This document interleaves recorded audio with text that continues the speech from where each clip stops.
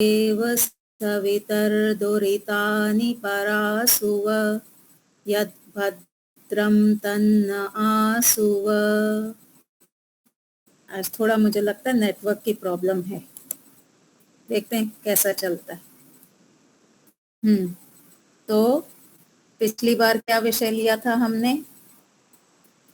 सिद्धांत। सिद्धांत सिद्धांत। योगेश्वरी माता जी नहीं आ पाए थे?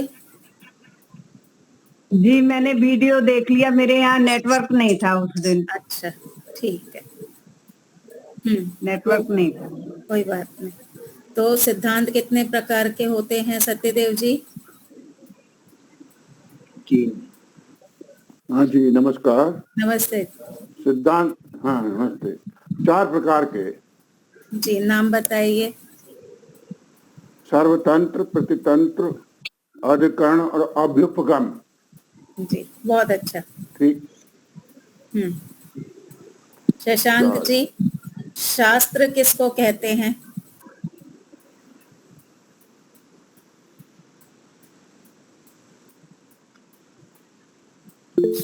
शशांक जी। जी माता जी, योगेश्वरी माता जी। कुछ पदार्थों के सिद्धांत को समुदाय शास्त्र पदार्थ के समुदाय, पदार्थ के समुदाय के बारे में जो आपस में संबंध रखते हैं उसको शास्त्र कहते हैं। जहाँ पे बताया गया हो वो है शास्त्र। तो सर्वतंत्र सिद्धांत किसको कहते हैं?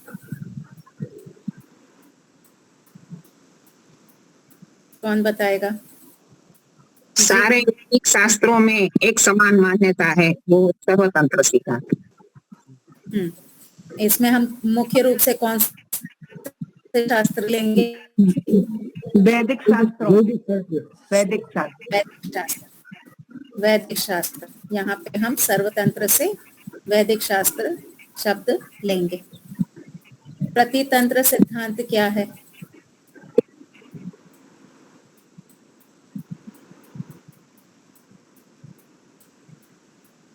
जी गांधी भाई, महेंद्र भाई, प्रतितंत्र सिद्धांत। हाँ, प्रतितंत्र सिद्धांत में अर्थ तो एक निकलता हो लेकिन शब्द भाषा अलग अलग हो, लेकिन उसमें कोई विरोध ना हो, वो प्रतितंत्र सिद्धांत है। प्रस्तुत शैली अलग अलग प्रकार की हो। प्रतितंत्र में 2 प्रकार बताए थे। प्रतितंत्र में 2 प्रकार बताए थे। तो महेंद्र भाई ने एक प्रकार बताया। वैदिक और अवैदिक शास्त्रों का भी था ना? हाँ, महेंद्र भाई ने जो बताया वो वैदिक शास्त्रों की बात की कि वैदिक 2 शास्त्रों में शब्दों में भेद होगा पर उनका अर्थ पीछे एक ही होगा। अर्थ में भेद नहीं होगा, शब्दों में भेद होगा। शब्दों के भेद से ऐसा लगेगा कि अलग अलग सिद्धांत हैं, पर गहराई में जाएंगे तो बात एक ही होगी, लेकिन जो प्रस्तुतिकरण होगा वो भिन्न होगा। तो ये वैदिक शास्त्रों की बात हो गई प्रतितंत्र। दूसरा क्या तरीका था प्रतितंत्र का? वैदिक और अवैदिक शास्त्र।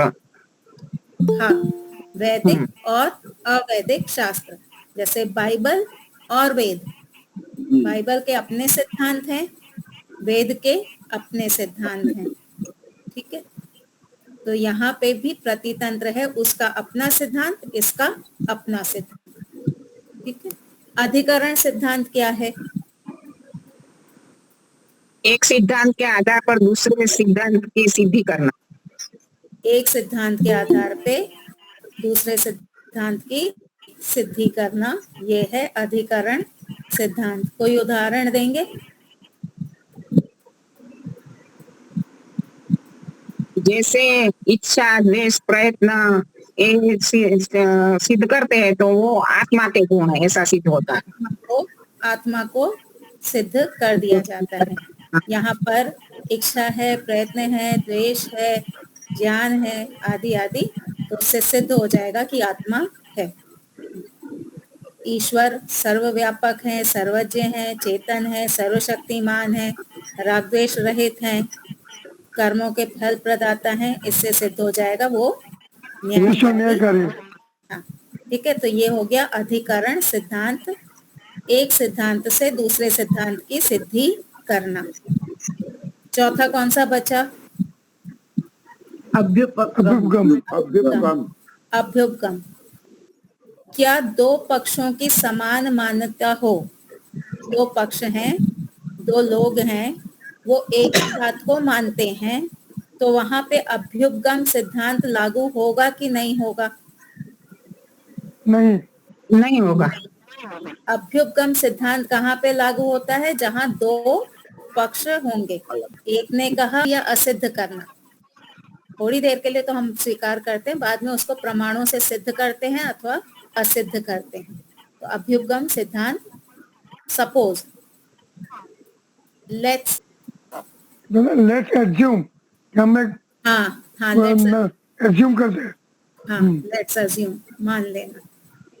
चलिए, अब अगला पदार्थ क्या है? 16 पदार्थ कौन सुनाएगा फटाफट? हरेश भाई, 16 पदार्थ कुछ याद किए?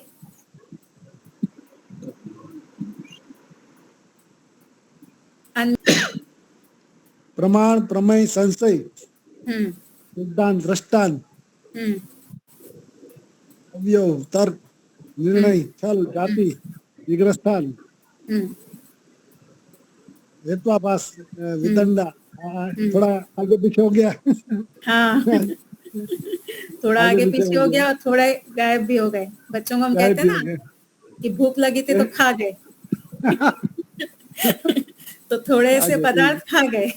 आगे दो तीन भूल गया। चलिए, हाँ, कौन क्रम से अच्छे प्रकार से?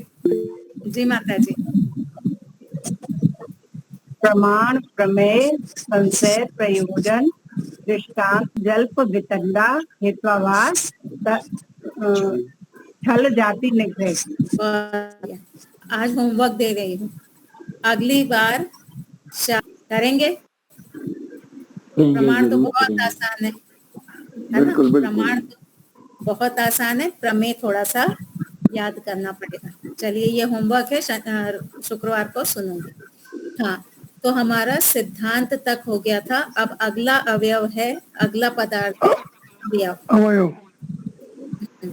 तो देखिए, जब दो पक्ष बने हुए हैं अथवा दो पक्ष नहीं भी है, जिज्ञासा मात्र है ये वस्तु कैसी है, परोक्ष वस्तु है जिसको हम अभी प्रत्यक्ष नहीं कर पा रहे हैं, वो वस्तु अभी परोक्ष में है, हम उस वस्तु के बारे में पूरा नहीं जानते। तो जब ऐसी स्थिति आती है, जिज्ञासा है अथवा संशय है, दो पक्ष बने हुए हैं, वाद हो रहा है, तो उस समय पे क्या होता है? किसी भी सिद्धांत को सिद्ध करने के लिए लंबी बातचीत चलती है। जो हमने सिद्धांत प्रस्तुत किया है, हमारा सिद्धांत है कि ईश्वर निराकार है, ठीक है? हमारा सिद्धांत है ईश्वर निराकार है। दूसरे का सिद्धांत है ईश्वर साकार है। यहाँ पे दो पक्ष बन गए। तो जब दो पक्ष बन गए, अथवा किसी शिष्य ने पूछ लिया कि गुरुजी ईश्वर कैसे हैं, साकार हैं या निराकार हैं, तो वहां पे शिष्य को संशय है अभी कि ईश्वर किस प्रकार के हैं। तो इस प्रकार की स्थिति जब होगी तो क्या होगा? हमको सिद्ध करना है कि ईश्वर निराकार है, तो अब हम लंबी लंबी बात करेंगे। सामने वाला पक्ष है जो कह रहा है ईश्वर साकार है, वो अपनी बात रखेगा। तो ये जो पूरी लंबी बात चलती है, उसको कई भागों में बांट दिया। न्याय शास्त्र में क्या किया? पूरी लंबी जो बात है, कहानी जैसी जो चल रही है, उस कहानी जैसे को कुछ भागों में बांट दिया। तो पूरी लंबी बात को भागों में बांटना, उसको क्या कहते हैं? उसको कहते हैं अवयव। बांटने से क्या होता है कि चीजें समझना आसान हो जाता है। जब हम किसी चीज को बांट देते हैं ना, तो चीजें समझना आसान हो जाता है। जैसे रसोई घर में मान लीजिए आपको खाना पकाना है, बहुत सारे लोग आ गए, एकदम से 50 लोग आ गए घर में मेहमान के, अब आपको बनानी है रोटी, आप अकेले रोटी बनाएंगे बोर हो जाएंगे, अब दूसरा क्या होगा, आप जल्दी काम कर भी नहीं पाएंगे। तो ये जो रोटी बनाने की प्रक्रिया है इसको आप अलग अलग भागों में बांट दीजिए। एक बता दीजिए तुम आटा गूंद दो, दूसरे को बोलो आटा गूंद के आगे अब तुम लोई बना दो, तीसरा व्यक्ति क्या करेगा, तुम इसको बेल दो, चौथा व्यक्ति क्या करेगा, तुम इसको सेक दो, पांचवें व्यक्ति को बोलो तुम घी लगा दो। तो इससे क्या होगा, काम करने में आसानी हो जाएगी और काम जल्दी भी हो जाएगा। तो जब हम टुकड़े में बांट देते इसको तो वो आसान कर देता है हमारे काम को। स्पष्ट हो गया? तो किसी भी बात को सिद्ध करने के लिए बहुत सारे वाक्यों का प्रयोग किया जाता है। तो इन वाक्यों को हम अलग अलग भागों में बांट देंगे, इसको कहते हैं अवयव। ठीक है, अब देखते हैं सूत्र संख्या 1132, पहला अध्याय पहला आहनिक 32वां सूत्र न्याय दर्शन का। प्रतिज्ञा, हेतु, उदाहरण, उपनय, निगमन, अवयवाह। कितने अवयव हो गए, कितने भाग हो गए? 5।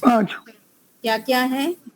प्रतिज्ञा है, हेतु है, उदाहरण है, निगमन है और अवयव है, सॉरी उपनय है। ये हो गए 5 अवयव। अब क्योंकि इसमें 5 भाग हैं तो इसलिए इसको कहते हैं पंचावयव। पंचावयव क्यों कह रहे हैं? क्योंकि इसमें 5 हिस्से हैं, 5 वाक्यों का समुदाय है ये, इसलिए इसको पंचावयव कहते हैं। अन्य शास्त्र वाले, कुछ दूसरे शास्त्र वाले भी हैं जो अवैदिक हैं, वो 10 भी मानते हैं। जैसे न्याय दर्शन में पंचावयव बताया गया है, वैसे अन्य शास्त्र अवैदिक शास्त्र वाले जो हैं वो लोग 10 अवयवों को भी मानते हैं। उसमें वो जिज्ञासा है, प्रयोजन है, संशय है, आदि आदि को भी गिनते हैं। लेकिन हमारा वैदिक न्याय शास्त्र क्या कहता है? 5 वाक्यों में आप अपने बात की सिद्धि कर सकते हो। तो ये कहा गया कि प्रयोजन को, संशय को, जिज्ञासा को आपने क्यों नहीं इसके अंतर्गत लिया? पंचावयव की जगह आप 10 अवयव क्यों नहीं ले लेते हैं? तो वहां पे उत्तर दिया, ये पूर्व पक्षी कह रहा है कि आपने 10 वाक्य क्यों नहीं लिए, 5 ही क्यों लिए, आपने जिज्ञासा आदि क्यों नहीं लिया? तो उत्तर पक्ष ने कहा कि बाकी जो हैं, जिज्ञासा है, प्रयोजन है, संशय है, ये किसी बात को सिद्ध करने में साधन नहीं है, ये डायरेक्ट साधन नहीं है। मुझे संशय हो रहा है ईश्वर है कि नहीं है, मुझे संशय है कि ईश्वर है कि नहीं है, तो ये ईश्वर की सिद्धि में डायरेक्ट साधन नहीं है। डायरेक्ट साधन क्या होगा? हेतु होगा, कोई उदाहरण होगा। तो वो जो अन्य चीजें हैं, किसी को जिज्ञासा हो रही है, किसी को संशय हो रहा है, किसी का क्या प्रयोजन है, वो बात को सिद्ध करने में सीधा सीधा साधन नहीं है, इसलिए हमने उनको नहीं लिया। हमने केवल 5 वाक्य ही लिए, क्योंकि ये 5 वाक्य साध्य को सिद्ध करने में समर्थ हैं। ठीक है, तो इस सूत्र में केवल नाम बताए गए हैं, आप चाहें तो लिख लीजिए। प्रतिज्ञा, हेतु, उदाहरण, उपनय और निगमन, ये 5 अवयव हैं।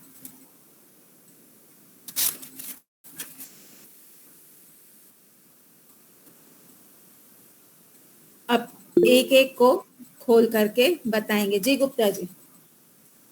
अगर ये हम लोग अवैदिक उसके हिसाब से 10 को गिनेंगे अवयव, तो संशय और प्रयोजन तो ऑलरेडी वो उसमें मोक्ष के 14 पदार्थों में आते ही है, संशय प्रयोजन, तो वैसे भी वो गलत सिद्ध हो जाएगा ना उसके हिसाब से। हाँ वो तो है, लेकिन यहाँ पे हमको केवल साध्य की सिद्धि तक सीमित रहना है। यहाँ पे पंचावयव का काम क्या है? जो असिद्ध है यानी जो हमारे लिए परोक्ष है उसको सिद्ध करना। पंचावयव का काम है असिद्ध वस्तु को सिद्ध करना, परोक्ष विषय को सिद्ध करना। तो ये जो बाकी के हैं संशय आदि जो हैं, ये परोक्ष को सिद्ध करने में सीधे सीधे साधन, इसलिए यहाँ पे पंचावयव ही लिए, 10 अवयव नहीं लिए हैं। और आप जो कह रहे हैं वो अलग बात हो जाती है, वो पूरे न्याय दर्शन से जुड़ा हुआ होगा यहाँ। जी ठीक है, वही मैं समझ रहा हूँ। मतलब वो फिर कंफ्यूजन होगा ना कि न्याय दर्शन में ऑलरेडी 2 आ चुके हैं, फिर वो आप जो कह रहे हैं वो पूरे न्याय दर्शन की बात है, लेकिन यहाँ पे जो पूर्व पक्षी ने उठाई बात वो केवल अवयवों से संबंधित उठाई कि केवल ये जो आपने पंचावयव लिए हैं, इन पंचावयव में आप 10 अवयव क्यों नहीं ले लेते, आप 5 तक ही सीमित क्यों है। तो वहां पे उत्तर दिया कि किसी भी बात को सिद्ध करने के लिए 5 वाक्य काफी है, इसलिए हमको 6, 7, 8, 9, 10 लेने की आवश्यकता नहीं है। ठीक है। और अगर आपके एंगल से देखें, आपने कहा कि पीछे तो ऑलरेडी आ चुका है। आपका हेतु ये है कि पीछे 16 पदार्थों में संशय प्रयोजन आदि ऑलरेडी आ चुका है, तो इस हेतु से पंचावयव भी कट जाता है। आपके हेतु से हमारा पंचावयव पे भी सामने वाला उंगली उठा देगा। कैसे उंगली उठाएगा? हम कह रहे हैं कि संशय प्रयोजन पीछे आ गया है, इसलिए हम इसको यहाँ पे नहीं ले रहे। ठीक है गुप्ता जी? वो तो ठीक है, पर मेरे का बस उद्देश्य है। हाँ, मैंने किया है। सुनिए आगे। हाँ, हमने कहा कि पीछे ये बातें आ गई, इसलिए इसको यहाँ लेने की आवश्यकता नहीं है। तो पूर्व पक्षी क्या कहेगा? आप जो पंचावयव ले रहे हैं उसमें जो प्रतिज्ञा है वो है शब्द प्रमाण, वो पीछे आ चुकी है। आप जो हेतु व्याप्ति दे रहे हैं वो है अनुमान प्रमाण, वो भी पीछे आ चुकी है। आप जो उदाहरण दे रहे हैं, दृष्टांत दे रहे हैं, वो है प्रत्यक्ष प्रमाण, वो भी पीछे आ गया है। उपनय करते हैं वो है उपमान प्रमाण, वो भी पीछे आ गया है। तो ये सारे भी तो पीछे आ गए, फिर आपने दोबारा क्यों लिया? आई बात समझ में? तो अगर आपने इस हेतु को देखते हुए आप 5 यहाँ पे वापस से ले रहे हैं, तो हमारे 5 भी लेके आइए। समझ में आई बात? जी। हाँ, तो हमें कैसा हेतु देना है? हमें ऐसा हेतु देना है जो पूर्व पक्षी भी नहीं काट पाए। तो अब हम क्या हेतु देंगे कि 5 वाक्यों से हमारे साथी की सिद्धि हो जाती है, इसलिए हमें और अन्य वाक्य लेने की आवश्यकता नहीं है। ठीक है जी शशांक जी? ये जो 5 वाक्य बनाएंगे अवयव के, वो सब अनुमान प्रमाण को लेकर बनाएंगे ना? अनुमान प्रमाण को लेकर बनाएंगे? नहीं, उसमें ये नहीं है। पूरा तो अनुमान तो क्या होगा ना? हाँ जी। ये जो पंचावयव है ना, इसको महाप्रमाण कहा, इसको बहुत बड़ा प्रमाण कहा। क्यों बड़ा प्रमाण कहा? क्योंकि पंचावयव में बाकी चारों प्रमाण सम्मिलित हैं। अनुमान प्रमाण में केवल अनुमान प्रमाण है, लेकिन पंचावयव में चारों प्रमाण सम्मिलित हैं। मैंने कहा ईश्वर निराकार है, ये मेरी प्रतिज्ञा हो गई। ठीक है, मेरी प्रतिज्ञा क्या है? ईश्वर निराकार है। तो ये शब्द प्रमाण हो गया, ये मेरे शब्द हैं, मेरा सिद्धांत है। सिद्धांत क्या है? शब्द प्रमाण है। तो प्रतिज्ञा हो गई शब्द प्रमाण। फिर मैंने हेतु दिया कोई ना कोई, और उसके साथ व्याप्ति भी जोड़ी। तो हेतु और व्याप्ति क्या होती है? वो होती है अनुमान प्रमाण। ठीक है, तो शब्द प्रमाण आ गया पंचावयव में, अनुमान प्रमाण आ गया। उसके बाद मैं एक दृष्टांत भी दूंगी, और दृष्टांत क्या होता है? दृष्टांत होता है प्रत्यक्ष प्रमाण। हमने पीछे पढ़ा था ना, दृष्टांत बराबर प्रत्यक्ष प्रमाण। तो दृष्टांत हो गया प्रत्यक्ष प्रमाण। 3 प्रमाण आ गए पंचावयव में। चौथा, जैसा वो वैसा ये, इस प्रकार का वाक्य हम बोलते हैं ना उपनय में, जैसा घड़ा वैसा शब्द। तो जैसा और वैसा, ये कौन से प्रमाण की शैली है? उपमान, उपमान। उपमान की, ये उपमान की शैली है। तो इसमें चारों प्रमाण आ गए पंचावयव में, तो हम इसको केवल अनुमान प्रमाण नहीं कह सकते, ये चारों प्रमाण के साथ में आता है, इसलिए ये महाप्रमाण है। स्पष्ट हो गया शशांक जी? इसमें जो लिखा है ना, अनुमान प्रमाण दो प्रकार के होते हैं। पहला स्वार्थानुमान, दूसरा परार्थानुमान। अपने लिए किसी विषय का यथार्थ ज्ञान करने हेतु मन में साधक हेतु उदाहरण आदि का चिंतन करके निर्णय कर सकते हैं, किंतु दूसरे व्यक्ति के लिए अनुमान का प्रयोग किया जाता है तो वहाँ प्रतिज्ञा आदि 5 अवयव का प्रयोग करना आवश्यक हो जाता है। इसका तात्पर्य क्या? देखिए, हमारा जो न्याय दर्शन में भाष्य है ना, आप अगर इसका भाष्य देखेंगे तो भाष्य में ये जो मैंने अभी आपको बात बताई ना, यही है। हाँ जी। ठीक है, तो हम ऋषियों का भाष्य लेके चलेंगे कि ऋषियों ने ये बात कही है कि पंचावयव जो है उसमें चारों प्रमाण सम्मिलित हो जाते हैं, और मोटा मोटा हम इसको अनुमान प्रमाण कह देते हैं। एक प्रकार से देखने जाएं तो ये अनुमान प्रमाण से ही सिद्ध कर रहे हैं ना हम ईश्वर निराकार है, हमने ये जो सिद्ध किया, अभी हमको प्रत्यक्ष नहीं हो गया, नहीं हुआ। हाँ, अभी हम केवल शब्दों से ही उसको सिद्ध कर रहे हैं, हमको प्रत्यक्ष नहीं हो गया, तो इसलिए भले हम इसको अनुमान प्रमाण कहते हैं, लेकिन पंचावयव में चारों ही प्रमाण सम्मिलित हैं। ठीक है? ठीक है, मेरे पास जो पुस्तक है वो तो अलग है, ज्ञानेश्वर जी की है, उसमें लिखा था कि मुझे शंका हुई। न्याय दर्शन आप जो भाष्य बोलते हैं, भाष्य लिखा। हाँ, हम ऋषियों वाला भाष्य लेंगे, उसमें साफ साफ लिखा है कि ये जो पंचावयव है, ये जो अवयव है, ये महाप्रमाण है। कारण ये कि इसमें चारों प्रमाण सम्मिलित हैं। सम्मिलित है। धन्यवाद। चलिए अब आगे चलेंगे, तो एक एक जो अवयव है उसकी अब परिभाषा बताई जाएगी, उसके लक्षण बताए जाएंगे। तो सूत्र संख्या 1133 साध्य निर्देशः प्रतिज्ञा। तो पहला अवयव क्या था? प्रतिज्ञा। ठीक है, तो प्रतिज्ञा क्या है? प्रतिज्ञा बराबर सिद्धांत। प्रतिज्ञा का अर्थ है सिद्धांत। जो पक्ष हमको सिद्ध करना है, जो बात हमको सिद्ध करनी है कि ये वस्तु ऐसी है, तो ये जो शब्दों से हमने व्यक्त किया है सिद्धांत अथवा प्रतिज्ञा। ठीक है, योगेश्वरी माता जी कहती है ना, पंचावयव बनाना नहीं आता, कठिन लगता है। तो इसके एक एक अवयव को हम देखते जाएंगे। सबसे पहले आएगा प्रतिज्ञा। प्रतिज्ञा का अर्थ है कि जो बात हमको सिद्ध करनी है, जो साध्य हमको सिद्ध करना है, जो पक्ष हमको सिद्ध करना है, अथवा जो हमारी मान्यता है कि ये वस्तु ऐसी है, इस बात को रखना, शब्दों में रखना, इसको कहेंगे प्रतिज्ञा। ठीक है, प्रतिज्ञा स्पष्ट हो गई। मैं ईश्वर को साकार मानती हूं, तो ये मेरी प्रतिज्ञा हो गई। मैं क्या कहूंगी? ईश्वर साकार है, ये प्रतिज्ञा हो गई। एक व्यक्ति कहेगा ईश्वर निराकार है, ये हो गई उसकी प्रतिज्ञा। एक ने कहा ईश्वर 7वें आसमान में रहता है, ये हो गई उसकी प्रतिज्ञा। एक ने कहा ईश्वर सर्वव्यापक है, ये हो गई उसकी प्रतिज्ञा। तो प्रतिज्ञा का अर्थ है सिद्धांत।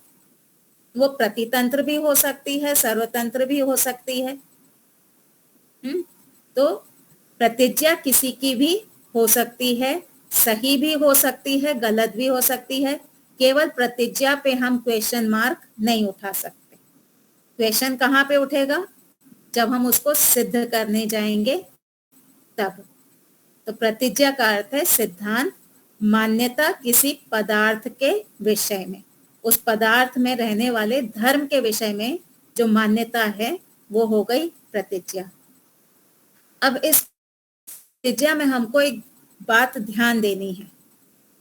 मैंने प्रतिज्ञा की शब्द अनित्य है, ठीक है। प्रतिज्ञा क्या है हमारी?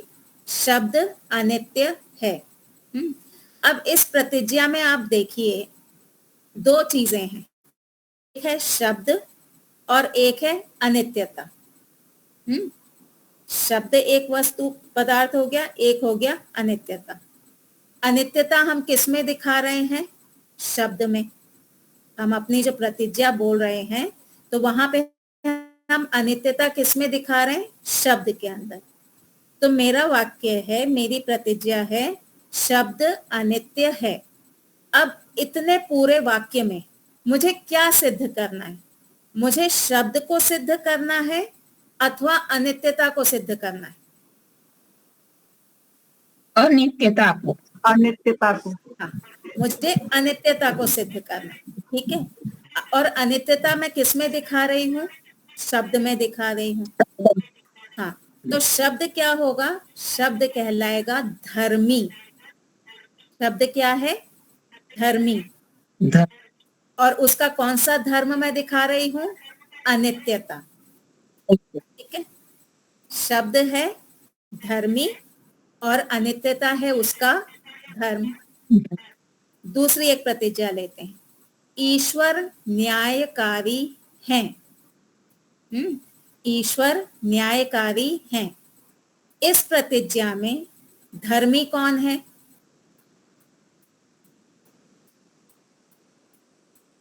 ईश्वर। ईश्वर। और धर्म क्या है? न्यायकारी। न्यायकारी, ठीक है। ईश्वर हो गए धर्मी और न्यायकारी हो गया धर्म, ठीक है। तो हमेशा प्रतिज्ञा में एक धर्मी होगा, एक धर्म होगा। अब ये जो धर्मी होता है ये ऑलरेडी सिद्ध होता है। धर्मी जो है ना वो ऑलरेडी सिद्ध है। शब्द ऑलरेडी सिद्ध है। कोई नहीं कहेगा कि शब्द नहीं है।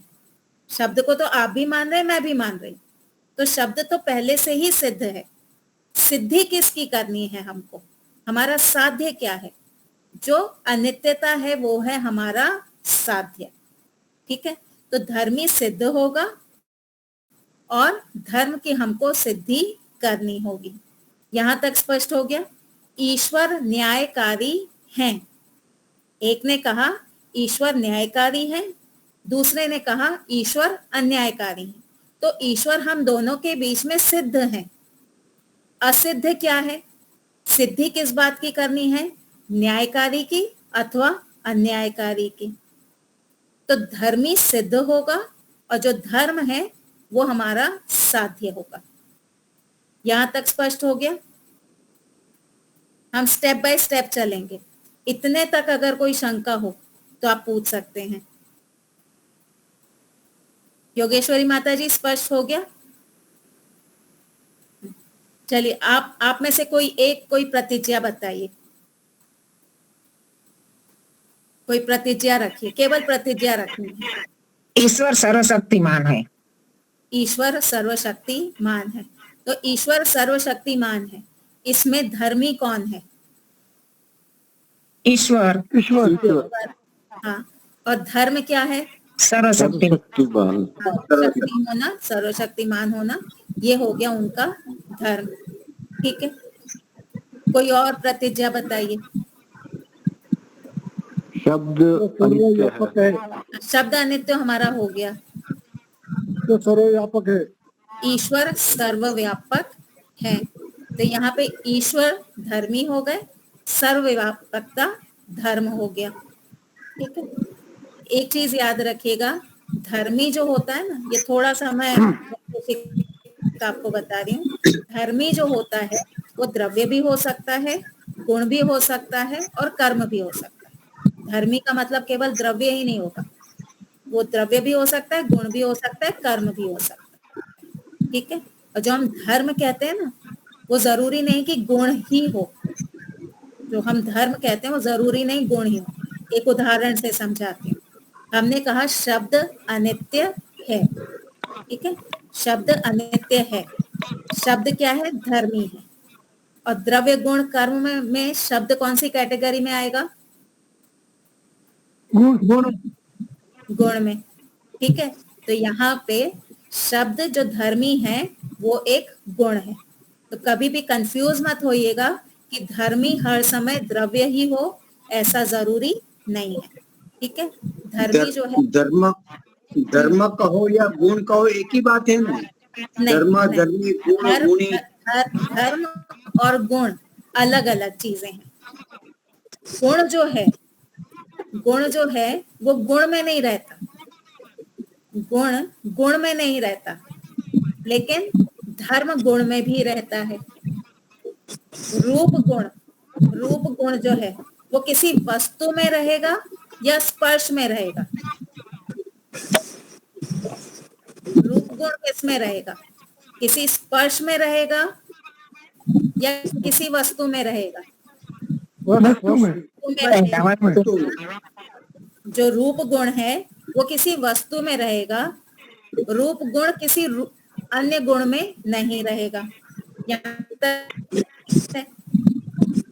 ठीक है, अब धर्म जो है वो द्रव्य में भी रह सकता है, वो गुण में भी रह सकता है, वो कर्म में भी रह सकता है।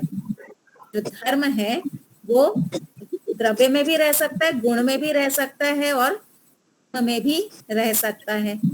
जैसे कि शब्द क्या है? गुण है। शब्द जो है वो है गुण। अब गुण में गुण नहीं रहेगा, लेकिन हम कभी कभी कहते हैं ना बहुत तेज बोलता है वो, उसके जो शब्द हैं बहुत तेज हैं, उसके शब्द मंद हैं। तो ये जो तेज शब्द, मंद शब्द, तो ये तेज और मंद ये गुण नहीं है, ये उस शब्द के धर्म है। आई बात पकड़ में? तेज होना, मंद होना, ये शब्द रूपी गुण के धर्म है। गुण में गुण नहीं रह रहा, लेकिन हम कह रहे हैं तेज है, मंद है, ये तो गुण जैसे दिख रहे हैं, तो इसको हम गुण नहीं कहेंगे, इसको हम धर्म कहेंगे। स्पष्ट हुआ या वापस से बताऊं? जैसे वाक्यों में हम बोलते थे ये विशेषण है इसका, तो ये विशेषण ही धर्म हो गया, मतलब तेज मंद। हाँ, विशेषण जो कहते हैं ना वही। ठीक है, तो हमारे दर्शन की भाषा में उसको कहते हैं धर्म। जब वो धर्म द्रव्य से जुड़ा होगा तो गुण भी हो सकता है। आकाश का धर्म क्या है?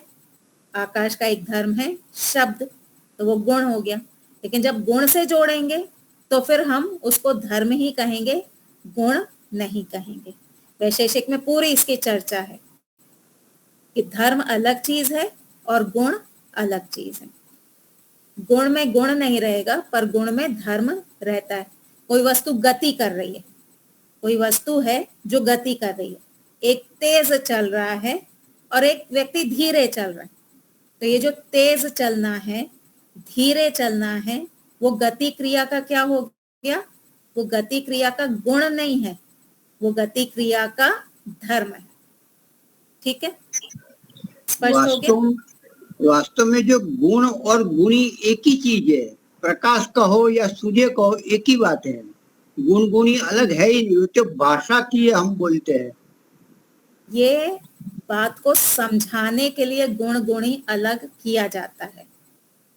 किसी भी वस्तु को स्पष्ट करने के लिए गुण गुणी अलग किया जाता है। ताजमहल सफेद रंग का है। अब कोई व्यक्ति जब जाकर के देखेगा उसको ताजमहल भी दिखाई देगा और उसमें जो रूप गुण है वो भी दिखाई देगा। तो जो सफेद रंग है वो ताजमहल नहीं रह रहा है, लेकिन समझने के लिए हम उसको दो उसमें कर देते हैं। ठीक है, अंत में जाकर के अंदर तो हमको एक की ही प्राप्ति होगी, गुणी की प्राप्ति होगी, गुणों के माध्यम से गुणी की प्राप्ति होगी। चलिए, ईश्वर तो यहाँ तक स्पष्ट हो गया कि हाँ, ईश्वर आनंद स्वरूप है। तो अगर हम उसको दो मानेंगे तो विकल्प वृत्ति हो जाएगी। अगर हम बोलेंगे कि मुझे आनंद चाहिए ईश्वर का, मुझे ईश्वर नहीं चाहिए, मुझे ईश्वर का आनंद चाहिए, तो ये विकल्प वृत्ति है। क्यों? क्योंकि ईश्वर और आनंद एक ही बात है, अलग नहीं। ये आपको योग दर्शन में स्वामी जी के भाष्य में पढ़ने को मिल जाएगा कि ये विकल्प वृत्ति होती कि ईश्वर में आनंद है, ईश्वर स्वयं ही आनंद स्वरूप है। ईश्वर और आनंद दो अलग अलग पदार्थ नहीं है। तो प्रतिज्ञा स्पष्ट हो गई। प्रतिज्ञा में एक धर्मी होगा और एक उसका धर्म होगा। सिद्धि किसकी करनी है, धर्मी की या धर्म की? सिद्धि हमको करनी है धर्म। हाँ, यहाँ तक क्लियर हो गया। ठीक है, अब अगला सूत्र देखेंगे 1:1:34। उदाहरण साधर्म्यात् साध्य साधनम हेतु। अब आएगी चर्चा किसकी? हेतु की। तो हेतु क्या है, इसको थोड़ा समझेंगे। ये सबसे कठिन होता है हेतु, है ना, यहाँ आकर के गाड़ी अटक जाती है। प्रतिज्ञा में एक धर्म था। प्रतिज्ञा में एक धर्म था जिसकी हमको सिद्धि करनी है। अब हमको एक ऐसा हेतु लेना है, उस हेतु में एक अलग धर्म होगा। अब हम क्या करेंगे, हम एक ऐसा वाक्य उठाएंगे जिसमें एक नया धर्म होगा, और वो धर्म प्रतिज्ञा में जो धर्म है उसको सिद्ध करने वाला होना चाहिए। एक धर्म दूसरे धर्म की सिद्धि होनी चाहिए। प्रतिज्ञा में एक धर्म था, अब हेतु में हमको एक धर्म लेकर के आना है, और हेतु में जो हम धर्म लेके आएंगे वो प्रतिज्ञा के धर्म को सिद्ध करने में समर्थ होना चाहिए। जैसे कि हम अपने वही शब्द वाले उदाहरण पे जाएंगे। शब्द अनित्य है, ये हमारी प्रतिज्ञा है, शब्द अनित्य है। तो यहाँ हमारा धर्म क्या सिद्ध करना है हमको? अनित्यता। अब हम हेतु क्या देंगे? हेतु हम देंगे उत्पत्ति धर्म वाला होने से। उत्पत्ति धर्म वाला होने से, ये जो हमने हेतु लिया, यहाँ पे हमने कौन सा धर्म लिया? उत्पत्ति धर्म। उत्पत्ति धर्म। उत्पत्ति। हमारे प्रतिज्ञा में धर्म था अनित्यता, और हमारे हेतु में धर्म क्या है? उत्पत्ति। ठीक है, तो प्रतिज्ञा में अलग धर्म है, हेतु में अलग धर्म है। लेकिन ये जो हेतु का धर्म है ये किस प्रकार का है? ये हमारी प्रतिज्ञा को सिद्ध करने वाला, उससे जुड़ा हुआ होना चाहिए। ठीक है, यहां तक क्लियर हो गया। आगे सूत्र में कहा कि आपने ये जो हेतु लिया है, हेतु में जो आपने धर्म बताया उत्पत्ति, ये धर्म आपके उदाहरण में भी होना चाहिए। हेतु में जो धर्म बताया उत्पत्ति, ये आपके उदाहरण में भी होना चाहिए। तो हेतु का जो धर्म है वो साध्य को सिद्ध करने वाला होना चाहिए, प्लस वो धर्म किसमें उपस्थित होना चाहिए? हमारे उदाहरण में भी प्रस्तुत होना चाहिए। ठीक है, हमारी प्रतिज्ञा क्या थी? शब्द अनित्य है, हेतु उत्पत्ति धर्म वाला होने से। उदाहरण दे देंगे हम घड़े का, तो जो उत्पत्ति धर्म है वो शब्द में भी आ रही है, उत्पत्ति धर्म यहाँ घड़े में हमारे उदाहरण में भी आ रहा है। ठीक है, तो तीनों का कनेक्शन बैठना चाहिए, तीनों का जो है ना कनेक्शन बैठना चाहिए। उत्पत्ति धर्म साध्य में भी हो, उत्पत्ति धर्म हमारे उदाहरण में भी होना चाहिए। अगर ये कनेक्शन नहीं बैठ रहा है तो फिर फेल हो गया। स्पष्ट हुआ यहाँ तक? आज जो भाषा है ना, इसके पहले भी मैंने पंचावयव बताया है, वो थोड़ा और सरल है, पर आज क्योंकि हम न्याय दर्शन पढ़ रहे हैं तो इसलिए हमको टेक्निकल शब्दों को पकड़ना पड़ेगा। पहले जो बताया तो बहुत ही सरल था, लेकिन आज हम धर्म धर्मी आदि के संदर्भ को लेकर के पढ़ रहे हैं। ठीक है, तो जो धर्म हेतु में दिया जाएगा वो उदाहरण में भी होना चाहिए। जैसे अनित्यता, ये हमारा साध्य धर्म है।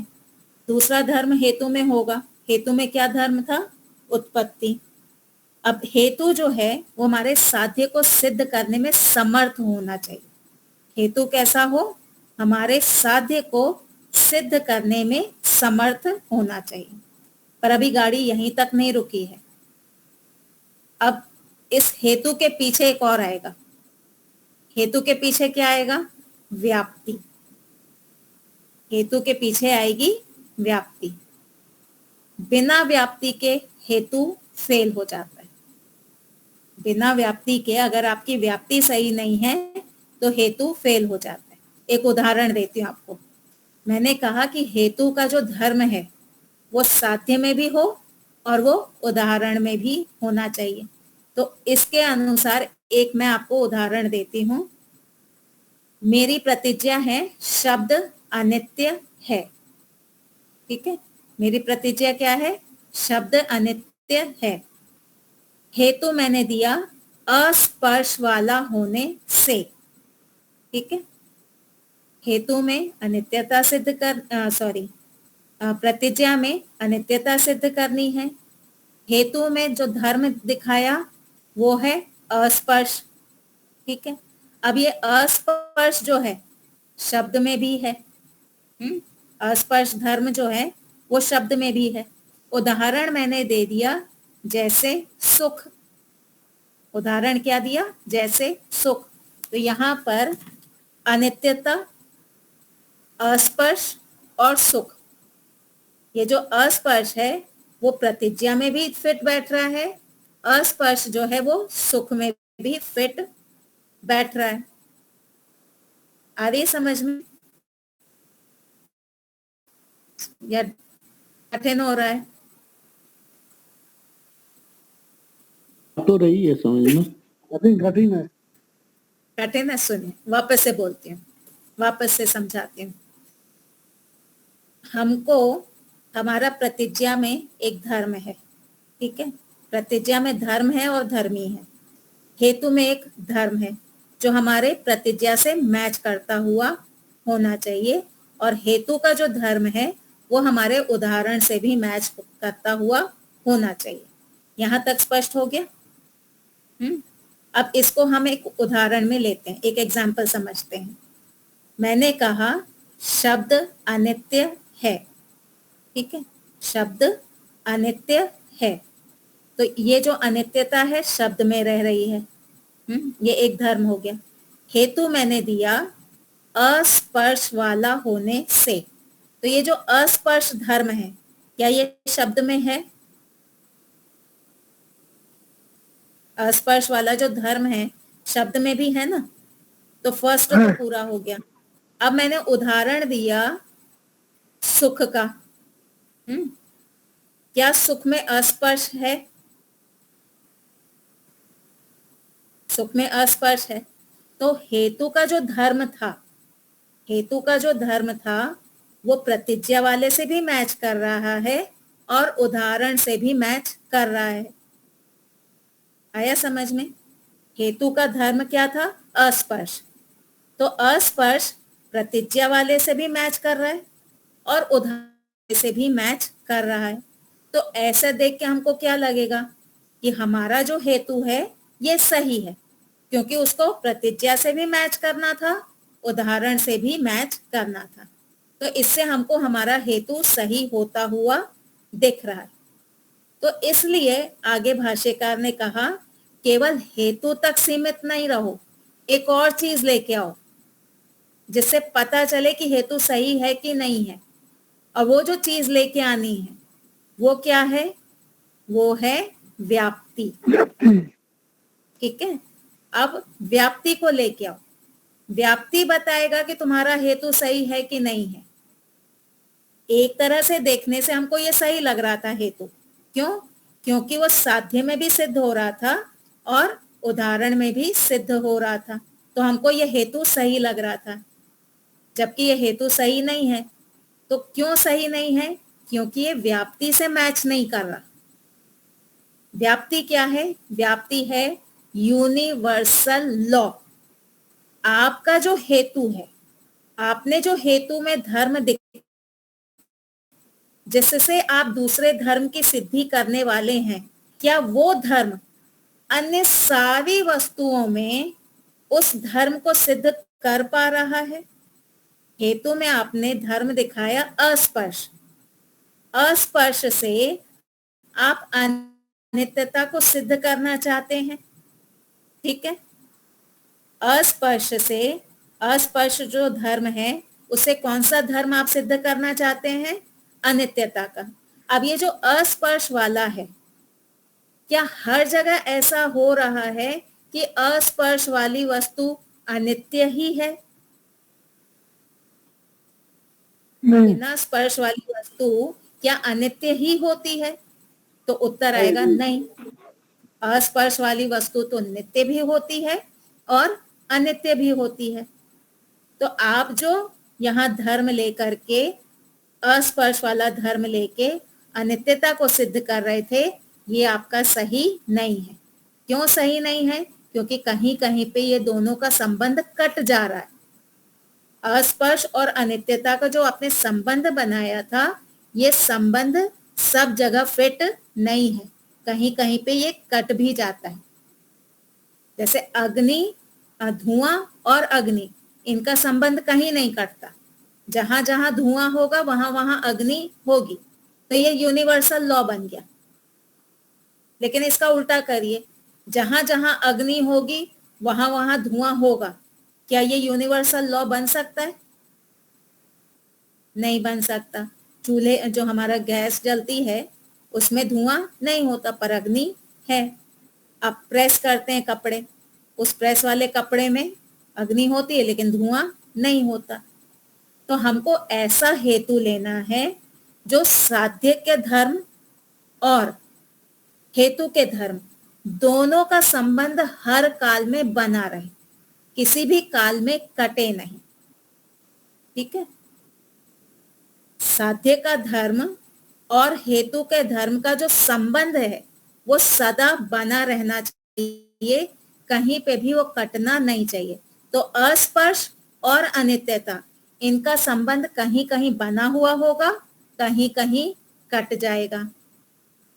एक और उदाहरण लेते हैं। ईश्वर सर्वव्यापक है, ठीक है। ईश्वर सर्वव्यापक है। हेतु क्या दिया? परमाणु रहित होने से, ठीक है। ईश्वर सर्वव्यापक है, हेतु दिया परमाणु रहित होने से। तो परमाणु रहित होना ये एक धर्म, व्यापकता दूसरा धर्म। तो हमने कहा जो जो वस्तु परमाणु रहित होगी वो व्यापक होगी, ठीक है। यहां तक समझ में आ गया? व्यापकता और परमाणु रहित, ये दोनों का हमने एक संबंध दिखा दिया। ये हमने हेतु ले लिया और उदाहरण ले लिया हमने आकाश का। आकाश कैसा है? सर्वव्यापक है और परमाणु रहित भी है, ठीक है। सेंटर में रखिए हेतु, ये रहा हमारा हेतु। इस हाथ पे आ गया हमारा साध्य, इस हाथ पे आ गया हमारा उदाहरण। तो ये जो हेतु है परमाणु रहित होना, ये हमारे साध्य में भी जा रहा है, परमाणु रहित होना हमारे आकाश में भी जा रहा है, ठीक है। तो ये हमको हेतु कैसा लग रहा है? सही लग रहा है। हेतु था परमाणु रहित होना और साध्य का धर्म क्या था? सर्वव्यापकता। तो क्या परमाणु रहित होना सर्वव्यापकता को हर समय सिद्ध कर सकता है? परमाणु रहित होना या सर्वव्यापकता को हर काल में सिद्ध कर पाएगा? उत्तर आएगा नहीं, नहीं कर सकता। क्यों? क्योंकि इससे उल्टा उदाहरण हमारे पास है। हमारे पास एक ऐसी वस्तु भी है जो परमाणु रहित है लेकिन व्यापक नहीं है, सर्वव्यापक नहीं है। वो कौन है? जीवात्मा। जीवात्मा है ना। जीवात्मा कैसी है? परमाणु रहित है लेकिन व्यापक नहीं है। तो सर्वव्यापकता और परमाणु रहित, ये जो संबंध हमने बनाने की कोशिश की थी, ये संबंध हमारा कट जा रहा है। तो जो वाक्य हमारे हेतु को काट देगा या सिद्ध करेगा वो होती है व्याप्ति। व्याप्ति हमारे अगर व्याप्ति से सिद्ध हो रहा है तो हमारा हेतु सही है, पर व्याप्ति से नहीं हो रहा है, कहीं जाकर के ये संबंध कटता हुआ दिखाई दे रहा है, इसका मतलब है हमारा हेतु गलत है। आई बात समझ में? सिंपल वाला वापस से शब्द वाले उदाहरण पे आते हैं। शब्द अनित्य है, हेतु क्या देंगे? उत्पत्ति धर्म वाला होने से। व्याप्ति क्या बनेगी? जो जो वस्तु उत्पत्ति धर्म वाली होती है वह अनित्य होती है। दोनों धर्म को हम पास ले आए ना, व्याप्ति में हम दोनों धर्म को पास ले आए, साध्य वाले धर्म को भी लेकर के आ गए और हेतु वाले धर्म को भी हम पास में लेके आ गए। उनमें हमने एक संबंध बता दिया कि जो जो वस्तु उत्पन्न होगी वो अनित्य होगी। ठीक है, फिर उदाहरण लेके आएंगे, जैसे घड़ा। तो जैसे घड़ा उत्पत्ति धर्म वाला है वैसे ही शब्द भी उत्पत्ति धर्म वाला है। तो घड़े के समान उत्पत्ति धर्म वाला होने से शब्द अनित्य है। तो ये जो हमारा पूरी प्रक्रिया है, ये जो पंचावयव हमने बनाया, हमने व्याप्ति बनी, हेतु दिया, जो अलग अलग धर्म थे, ये सारे के सारे एक दूसरे के पूरक हैं, एक दूसरे को सिद्ध कर रहे हैं, कहीं कोई कट नहीं रहा। एक इसका उल्टा उदाहरण लेते हैं, जहां पे हेतु हमको सही लगेगा लेकिन वो सिद्ध करने में असमर्थ है। शब्द अनित्य है, अस्पर्श वाला होने से। जो जो वस्तु अस्पर्श वाली होती है वह अनित्य होती है। जैसे सुख, जैसे सुख अस्पर्श वाला है वैसे ही शब्द भी अस्पर्श वाला है। तो अस्पर्श वाला होने से शब्द अनित्य है। तो यहाँ पे जो हमने अस्पर्श और अनित्यता, इनका जो संबंध दिखाया, ये सब काल में चलने वाला नहीं है, इसलिए ये कट जाएगा। एक और उदाहरण लेते हैं। ईश्वर न्यायकारी हैं। ठीक है, ईश्वर न्यायकारी हैं।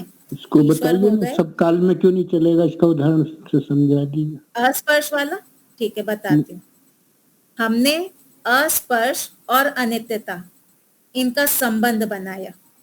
ठीक है, हमने कहा जो अस्पर्श वाला होगा वो अनित्य होगा, ये हमने संबंध बनाया। लेकिन आत्मा ने आके कहा मैं भी तो अस्पर्श वाली हूं, पर मैं तो नित्य हूं।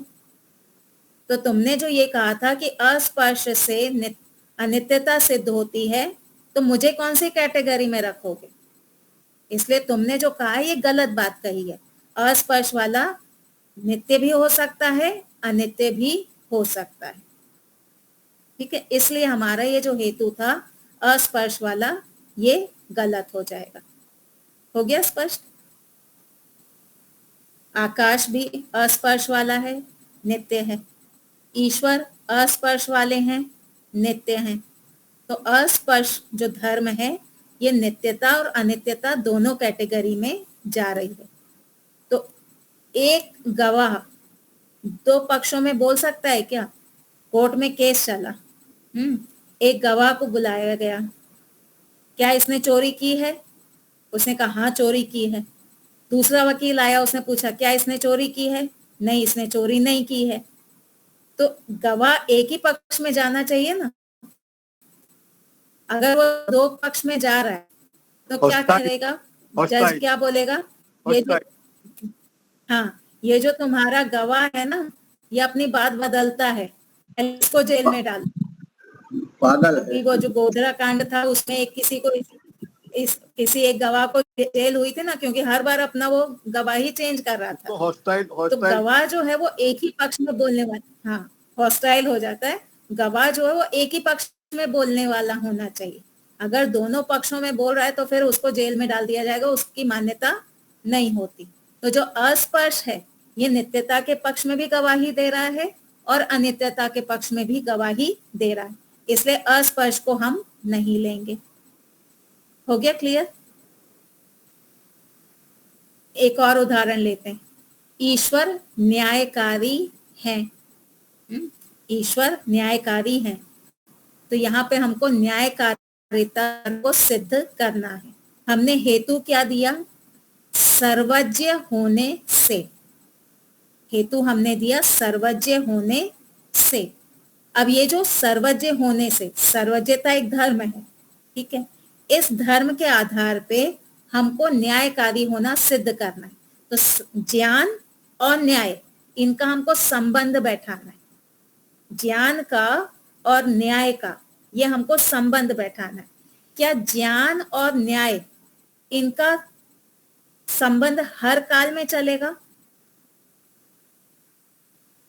गुप्ता जी, ज्ञान और न्याय, इनका संबंध हर काल में नहीं चल सकता ना। कैसे नहीं चल सकता? माँ को ज्ञान होता है कि मेरे बेटे ने गलत किया है, माँ को ज्ञान है कि मेरे बेटे ने गलत किया है, फिर भी क्या वो न्यायकारी होती है? क्या अपने बेटे को पनिशमेंट देती है? नहीं देती, है ना। तो ज्ञान और न्याय, इनका जो संबंध है ये हर काल में चलने वाला नहीं है। तो इसलिए ज्ञान न्याय को सिद्ध नहीं कर सकता। एक कारण बन सकता है, एक कारण बनता है, लेकिन पूरी तरह से सिद्ध नहीं कर सकता। तो अब हमको ऐसा हेतु देखना पड़ेगा जो हर काल में चले, हर वस्तु के साथ में उसका संबंध बन सके, इन दोनों का। तो क्या हेतु हम लेंगे? राग द्वेष रहित होने से। ईश्वर न्यायकारी है, हेतु राग द्वेष रहित होने से। अब राग द्वेष रहित होना ये धर्म, न्यायकारिता धर्म, इसको सिद्ध कर सकता है? हर काल में कर सकता है या कहीं जाके कट रहा है? हर काल में सिद्ध कर सकता है ना। तो ये जो हमारा हेतु है ये सही हेतु है, ठीक है। एक बार पूरा समझ है। प्रतिज्ञा में धर्मी है और धर्म है, सिद्धि हमको धर्म की करनी है। अब इस धर्म की सिद्धि करने के लिए हम हेतु लेंगे।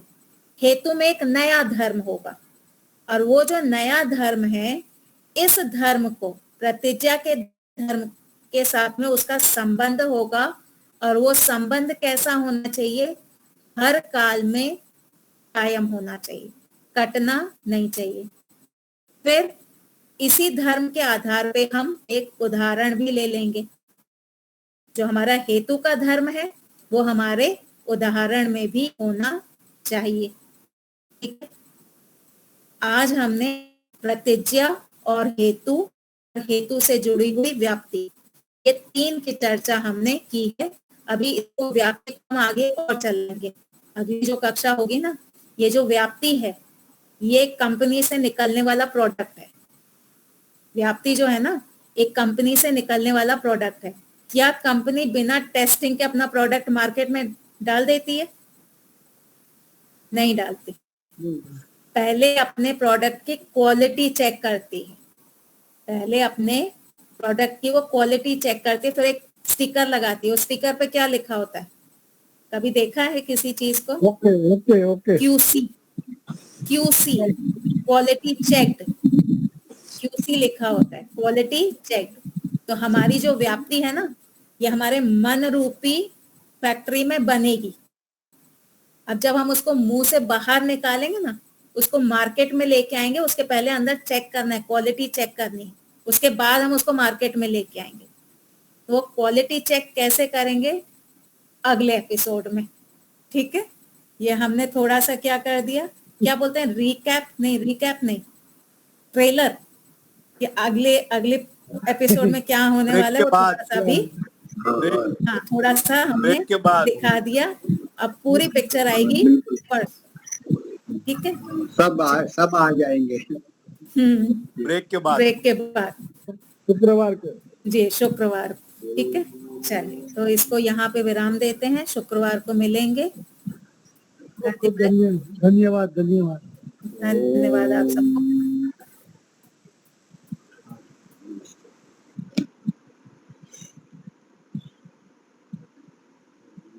शांतिरंतरिक्षं शांति पृथ्वी शांतिराप शांतिरोषधि शांति विश्वे देव शांति धन्यं सर्वं शांतिरेव शांति शांति शांति सर्वे सादर नमस्ते। नमः। सबको सादर नमस्ते। सभी को सादर गुरुभ्यो नमः। बहुत सादर नमस्ते जी। धन्यवाद आचार्य जी, धन्यवाद। शुभ रात्रि। धन्यवाद सबको। जी जी डॉक्टर साहब। महोदया सम्यक पाठयति। जी योगेश्वरी माता जी का असर है, बहुत अच्छा माता जी। थोड़ा थोड़ा खूब थोड़ा बढ़िया। ट्राई करते हैं। हाँ थोड़ा पुनः ट्राई मिलन। करते हैं। बहुत अच्छा है, संस्कार बनेंगे ना इससे। संस्कृत वदामि। संस्कृत, सही बात। पुनर्मिलामः। पुनर्मिलामः शुक्रवासरे। हाँ गुरुवासरे मध्याह्नकाले चतुर्वादने अन्य विद्वान् आगमिष्यति। हाँ ज्ञानम। ठीक है, तो हम तो मिलेंगे शुक्रवार को। चलिए सबको नमस्ते जी, धन्यवाद। नमस्ते, धन्यवाद। प्रणाम।